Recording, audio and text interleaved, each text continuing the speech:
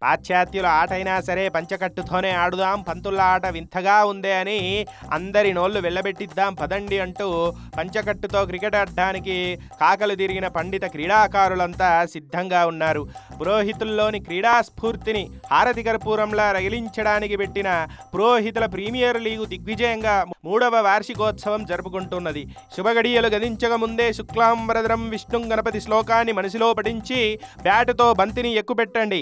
ఇక అంతా శుభమే జరుగుతోంది. బంతిని కొడితే అష్టదిక్కులు అదిరిపడాలి. ఆఫ్ సైడు లేదు, లెగ్గు సైడ్లు లేదు, అన్ని సైడ్లు మనవే అన్నట్టుగా బాదుడు బాధేందుకు సర్వశక్తులొడ్డుతున్నారు బ్యాట్స్మెన్ గారు.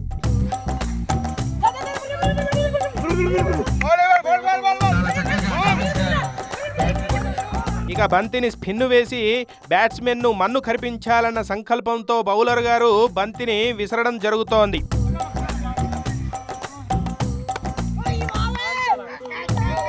ఫీల్డర్ గారులంతా గ్రౌండ్లో బంతి బౌండరీలు దాటకుండా అష్టదిగ్బంధనం చేసినట్టుగానే నిల్చున్నారు.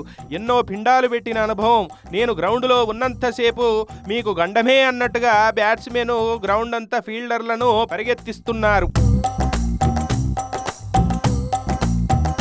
యజ్ఞ యాగాదులు చేసిన అనుభవంతో ఉన్నవారిని మీ గెలుపును భగ్నం చేస్తామన్నట్టుగానే ఫీల్డర్లు చెమటోడ్చుతున్నారు.